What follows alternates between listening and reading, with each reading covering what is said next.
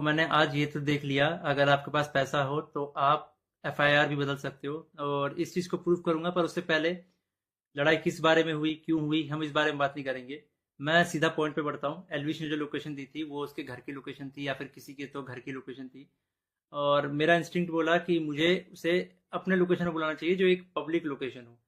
अब मेरे को यही था भाई कि जो भी गलतफहमी है डिबेट से सॉल्व करो। अगर आपको लगता है आप सही हो तो आप डिबेट करो, मेरे को लगता है मैं सही हूँ, मैं डिबेट करूंगा। तो कुल मिला के शब्दों से ही जीतना था इस चीज को। और मैंने पूरी तैयारी की थी। मैंने वहां पे सोफा वोफा सब लगाया था कि जब एलविश भाई आएंगे तो वहां बगल में बैठेंगे, ये वो फलान ठिकाना। लेकिन जैसे ही वो आए, एक तो अटैक करना शुरू कर दिया, ऊपर से बहुत सारे बंदों के साथ आए। ऊपर से ये भी नहीं था कि वन ऑन वन फाइट हो, उसके साथ उसके कुछ बंदे थे वो भी मदद कर रहे थे उसकी। इस तरीके से मदद कर रहे थे कि मैं कुछ कर ही नहीं पा रहा था, क्योंकि मेरे को दो तीन लोगों ने पकड़ लिया था अगल बगल से। अब जब लड़ाई हुई, लड़ाई के बीच में ही एल्विश ने मेरे को लगभग ये अपने घुटनों से नाक पे मारा, कई बार हाथों से मेरे सिर्फ मुंह पे मारा। और जब मारा उसके बाद उसने बगल से एक फोन भी उठाया जो दूसरे एंगल पे रिकॉर्डेड है, और फोन से मेरे स्पाइन पे मारा। और आप सभी को पता है अगर स्पाइन पे गलती से भी स्पाइन टूटता है तो आप जिंदगी भर के लिए लावारिस हो सकते हो, अपाहिज हो सकते हो। तो उसके बावजूद उसने मारा मारा। और उसके बाद उसने क्या किया, जान से मारने की धमकी भी दे दी। अब जान से मारने की धमकी एक दो बार नहीं दी, मल्टीपल टाइम्स दी। कम से कम जितना मुझे पता है 3 बार तो दी ही थी उसने धमकी जान से मारने की। और ऑफ कैमरा भी उसने कई बार जान से मारने की धमकी दी। अब ये सब होने के बाद जब लड़ाई वड़ाई खत्म हो गई, तो उसके बाद वो वापस जा रहे थे, तो वो जो बंदे लाया था उनमें से कुछ बंदे मेरे को, मतलब होता है ना एक प्यार से धमकाने वाला सीन, कि भाई सॉरी बोल दे, क्यों ये ले रहा है पंगे, ये वो। भाई मैं तो अपने चीज़ों पे अटल था। मैंने बोला मैं सॉरी तो नहीं बोलूंगा, क्योंकि मैंने गलती तो की नहीं है। उसके बाद एल्विस ने भी थोड़ा ट्राई किया था सॉरी बुलवाने के लिए, लेकिन मैंने उसको भी सॉरी नहीं बोला। और ये सब जब हुआ तो शुरू में मेरे को लगा मेरे को सिर्फ यहाँ चोट आई है, क्योंकि मेरे को कहीं पे भी दर्द फील नहीं हो रहा था। तो मेरे को शुरू शुरू में सिर्फ यहाँ चोट आई। उसके बाद 1 डेढ़ घंटे बाद मेरे को यहाँ पे दर्द होना शुरू हुआ, और फिर 2 से 3 घंटे बाद मेरे पूरे स्पाइन में दर्द होना शुरू हुआ। और इस तरीके से हुआ कि मैं सो ही नहीं पाया। सुबह 4 बजे मैंने सोने का ट्राई किया था, मैं दोस्त के घर साकेत गया हुआ था। मैंने सोने का ट्राई किया, अनफॉर्चुनेटली मैं दर्द से सो ही नहीं पाया। उसके बाद अ, हम जब दर्द हो रहा था तो हम गए वहाँ पे मैक्स हॉस्पिटल साकेत के, मेडिकल निकलवाने। तो उन्होंने मना कर दिया, विदाउट एफआईआर नहीं होगा।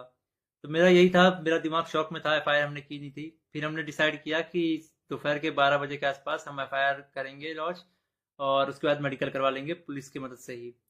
तो हम गए एफआईआर करने। अब जब एफआईआर करने गए तो हमने पूरा बता दिया कि भाई ये सेक्शन लगाना है, अटेम्प्ट टू मर्डर है, साफ साफ दिख रहा है। तो वो जो एसएचओ थे उन्होंने बहुत अच्छे से बात की। उसके बाद एसएचओ अपने इंस्पेक्टर के फ़ोन में कॉल करते हैं, बोलते हैं कि पूरा इसको ना पब्लिक मत करना, गुप्त तरीके से रखना, हम लोग गुप्त तरीके से लड़ेंगे। मेरे को तभी डाउट था कि एफआईआर को दबाने की कोशिश की जाएगी। और वही हुआ। अभी मैंने एक आर्टिकल पढ़ा जिसमें एल्विस के ऊपर एक भी वो सेक्शन नहीं लगा जो मैंने एफआईआर में लिखवाई थी। अटेम्प्ट टू मर्डर का एक भी सेक्शन नहीं है उसमें। तो कुल मिला के मैं क्या समझूं, अगर आपके पास पैसा हो तो आप एफआईआर भी बदल सकते हो। मतलब हरियाणा में इस तरीके से गुंडागर्दी चल रही है कि एक बंदा आता है मारता है और उसके खिलाफ कोई एक्शन नहीं होता, उसको पुलिस पकड़ के लेके नहीं जाती। यहाँ पे इस बात को 24 घंटे हो चुके हैं और वो बंदा अभी हंस रहा होगा कि उसको कोई पकड़ के नहीं ले गया, उसको फर्क ही नहीं पड़ा होगा। मैं हरियाणा के सीएम खट्टर जी से रिक्वेस्ट करना चाहूंगा कि इस गुंडे अलविश यादव को अरेस्ट करवाओ। इसका बैकग्राउंड बहुत खराब है, जिस तरीके से ये यूथ को इंस्पायर कर रहा है, वायलेंस को प्रमोट कर रहा है, उससे साफ साफ पता लग रहा है यूथ बहुत गलत वे में मोटिवेट हो रही है इससे। और ये चीज़ बहुत ही खराब है। तो खट्टर जी, मैं इंडिया के कानून पे बहुत भरोसा करता हूँ, लेकिन अगर यहाँ पे नाइंसाफी हुई तो एक तरीके से बहुत सारे लोगों को ये तो समझ में आ जाएगा कि इंडिया का कानून सिर्फ गरीबों के लिए बना है, अमीरों के लिए नहीं बना है। तो मैं नहीं चाहता कि ये कानून भी, ये एफआईआर भी दब जाए। और साफ साफ पता लग रहा है दबाने की कोशिश की जा रही है इस एफआईआर को।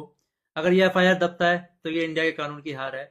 मैं आप लोगों से रिक्वेस्ट करूंगा, गुरुग्राम पुलिस को और खट्टर जी को इस ट्वीट में टैग करो, और उन पे उनको रिक्वेस्ट करो कि एलविश यादव को जितनी जल्दी हो सके, इस गुंडे को जितनी जल्दी हो सके अरेस्ट करा जाए। क्योंकि अगर कोई भी ऐसे मार के निकल जाएगा और फिर अपने स्टोरी में डालेगा कि भाई वर्क डन, तो खुल्लम खुल्ला यही है कि वो वायलेंस को प्रमोट कर रहा है और उसको पता है कि उसका कोई कुछ नहीं बिगाड़ सकता। तो एक तरीके से ये इंडिया के कानून की हार है। तो अभी जो मैं एफआईआर लिखवा के आया था, मुझे उसकी कॉपी भी नहीं मिली, और मुझे लगता है मिलेगी भी नहीं। बोला तो वैसे सुबह मिल जाएगी, लेकिन आई डोंट थिंक सो, क्योंकि आर्टिकल में साफ साफ दिख रहा है कि एफआईआर के जो सेक्शन है वो बहुत अलग किए गए हैं।